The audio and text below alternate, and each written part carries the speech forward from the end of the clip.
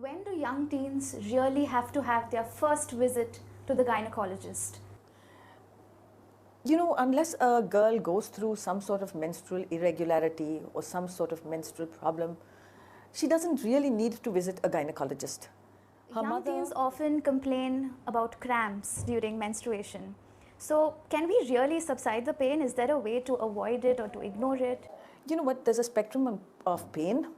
And unfortunately, pain does not have any parameters of measurement. And today, ultrasounds are freely available. So an ultrasound could be recommended early to find out if there's any anatomical cause to the pain that she gets.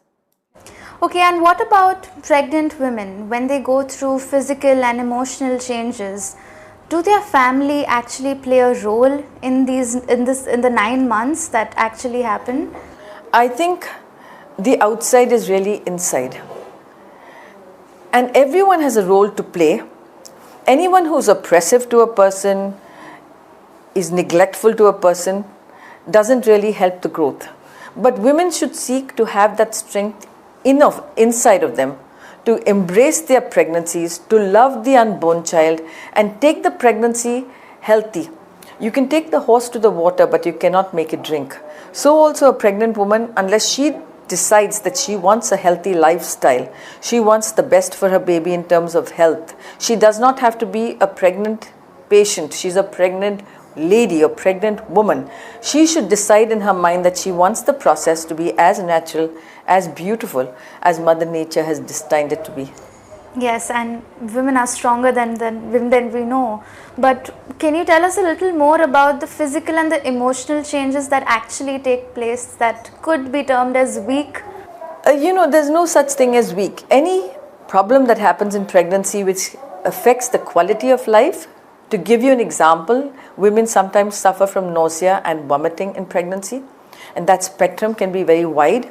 And there are some people who are so wretchedly sick, they require to be in the hospital, be treated for their dehydration, be treated for their electrolyte imbalance, losing weight. Those people tend to have a psychological setback because it's an uncomfortable feeling, and that constant vomiting makes them very weak. Those are times they require a lot of emotional support from the family, emotional support as well as medical support from the medical fraternity. So those are things that we would basically look at as times where they are vulnerable. Any bleeding during pregnancy, any time when there's an effective preterm labor or a likely miscarriage are also times where women feel uncomfortable and they require help. Another commonplace problem is high blood pressure in pregnancy, which is getting more and more common.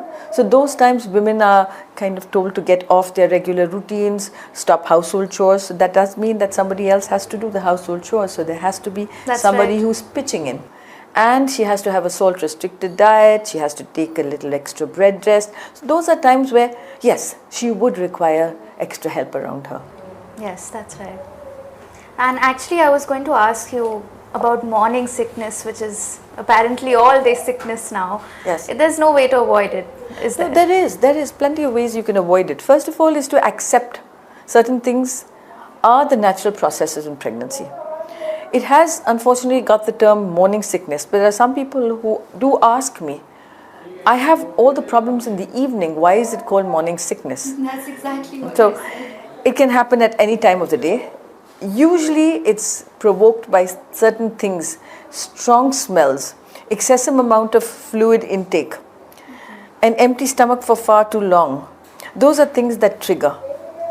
So it's necessary to accept the fact that yes, you will feel nauseous. Try to go for foodstuffs which are relatively dry, relatively low on its odor as well as its taste. So bland food, crackers, bread which is healthy, multigrain bread, things that are not too heavy on the fluid content are better tolerated. And then things like ginger are known also to have its own ability to control the next extra nausea, vomiting. Women who don't settle with these modalities may be prescribed medication to help them. And after the thalidomide tragedy which occurred in the 50s and 60s, every drug that gets marketed goes through an FDA approval as being categorized as A, B, C, D and X. A are your vitamins, your folic acid, drugs which have been tested in the laboratory, found to be safe, and hence they can be given even in the first trimester. So we have drugs available that can help women. Sometimes a particular drug doesn't work, and then you could choose a second or a third, something that suits the woman and helps her tide over that crisis. Most women will feel better by about the 12th or 14th week of pregnancy. Very rarely does the nausea, vomiting continue for the most part. But you're saying acceptance is the key. Acceptance and, doing things that will make you feel better rather than complain about it. I'm sure our viewers are taking some notes. Okay, doctor. My next question is, when does life begin?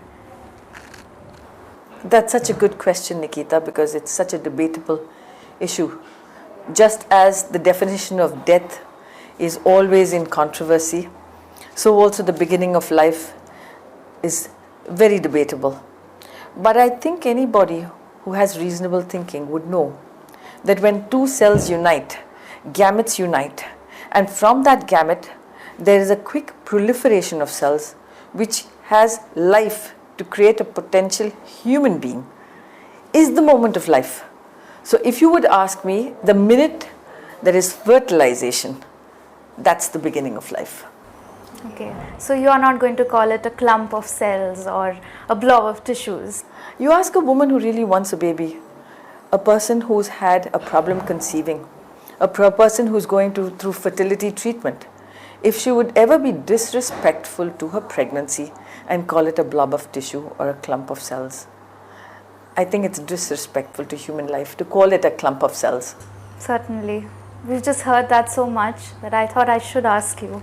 No, I would think it would be disrespectful to human life to call the potential human being, an embryo, a fetus, an infant, a child, an adolescent, a clump of cells. So just because it's prenatal, you don't call it a clump of cells.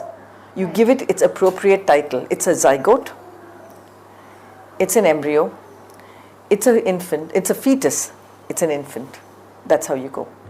Okay, speaking about an infant, when do you actually know, when do you actually hear the baby's first heartbeat? Okay, the way we categorize it is, we categorize it as 8th week, before the 8th week, when it's considered an embryo. Right. Okay, and after the 8th week, the terminology is a fetus. Okay, so the heartbeat is usually heard somewhere between the 6th and 7th week. With very good ultrasound machines today, as early as the 6th or 7th week, you can pick up the fetal heart. Oh, wow. So it's that early that the fetal heart is picked up, and it's a racy and quick, fast fetal heart sound that you hear. So that's as early as the baby's heartbeat being heard. And by the 7th and 8th week, if you do not get the heartbeat, you are worried about the viability of the pregnancy. Right.